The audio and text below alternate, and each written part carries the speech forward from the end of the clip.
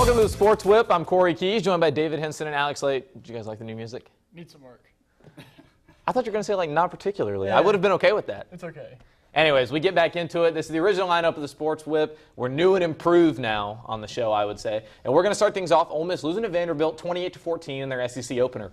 Vanderbilt was the team that you were expected to beat even after losing to Jacksonville State. You thought you could bank on one SEC win, and you lose by 2 scores. Exactly. You know, the first week, the offense was there and the defense wasn't there. Then Tulane, the offense was there and the defense was a little bit better. And this week, it was all defense and no offense. You got 2 touchdowns against Vanderbilt, and Vanderbilt scored. You know, they didn't have a lot of drives, but they had some big plays, which killed you.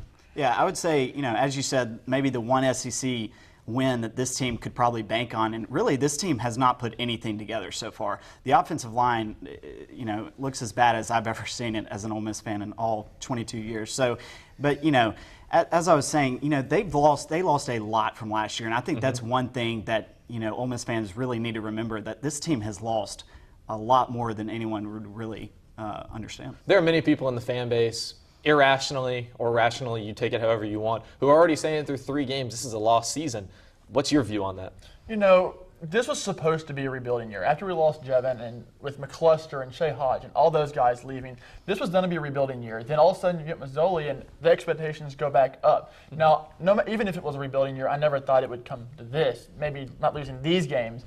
But, you know, you kind of have to look at it as a rebuilding year and, you know, just hope you can build off this season and get better as the season progresses. Right, and I think that's one thing that a lot of Ole Miss fans hate, is that Mazzoli comes in, you almost feel like, well, now we have a chance because we have this great defense. Well, it turns out the defense hasn't really played that well so far. That D-line that was supposed to be the best in the SEC, possibly the best in the nation, has looked very suspect so far. So that's been, you know, that's probably been the most surprising part of this. Let's talk a little bit about Jeremiah Mazzoli's impact offensively. Now he's been given the keys to the car, so to speak. He's now the starter. Talk about what he's been for the offense and how you can make an argument he's been all the offense has had. Exactly. I mean, when you have 100 passing yards and 100 rushing yards for the first time at Ole Miss since probably Archie Manning was here, there's no question that's a huge deal. So, you know, you just got to keep on. He's a playmaker. He's going to make plays. We saw that Tulane. We saw it with several big runs, touchdown run last week. So he's going to make the plays, and hopefully, you know, the line and everyone can just improve and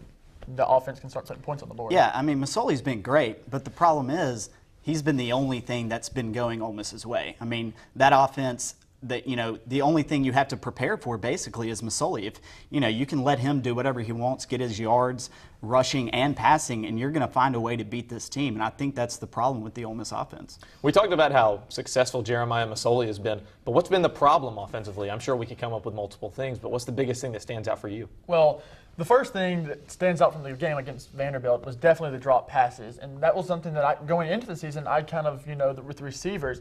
The biggest problem, though, is a problem we had last year. It's the offensive line and creating running holes. You know, the running backs just aren't getting holes, and that's why we had to move McCluster back to running back last year, because he was the only one that was quick enough to hit the hole before it closed up. And you've seen some of that with Corvick Neat last week. They were trying to do that before he had a big fumble. And, you know, with some injuries, so you have to look for Ronnie Scott or guys like that to be the guys that run up the middle and hope Bolden and Enrique can hit it outside. Yeah, I mean, most, you know, obviously the running backs can't do much behind this offensive line, so I don't think really you can pin much on that. But the receiving core has just been, you know, especially this past week against Vanderbilt, having 3 touchdown drop passes was just, you know, a huge blow to this offense, with Mazzoli pretty much doing everything. And then the running backs just cannot get any holes whatsoever. As much as there have been problems offensively, talk about the problems defensively. The defense was pretty much suspect through 2 games. They were solid, probably kept the team in the game to at least win against Vanderbilt outside of a few big plays. Talk about what has to happen defensively, how that's got to come together. Exactly. I mean, the defense against Vanderbilt, like I said earlier, didn't play really that bad. You know, there was a fumble that gave Vanderbilt the ball at the 15-yard line. There was the 196-yard drive, and other than that, it was a pick 6 and the 96-yard drive, or the 80-yard play.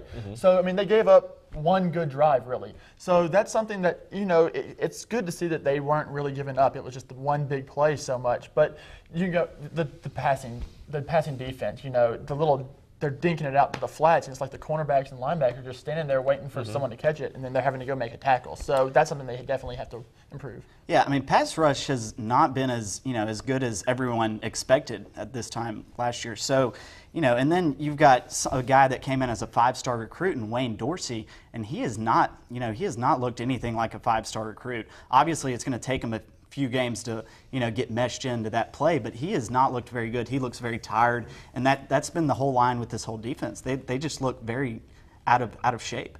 And pretty much the whole team has been out of sync, hasn't meshed yet. But who's one player offensively and one player defensively that you're going to expect Ole Miss to basically they put the team on their backs and make this team go the rest of the way? Offensively, you still got to go with Masoli. Like we said, he is the offense, and he's going to be the one that's going to be the playmaker. He's going to create the plays and give other players on the offense to, make a big play. Yeah, I mean, defensively for me, it was D.T. Shackelford until yesterday when he came down with the injury. It seemed like he really wanted to put this defense on his back. Then all of a sudden coming down with this injury is really going to hurt that defense. With the defense playing as bad as they have been, and then possibly their best defensive player coming out and getting hurt, it really hurts leadership-wise. All right, when we come back, we're going to preview this week in the SEC. Stay tuned to the Sports Whip on Ole Miss TV.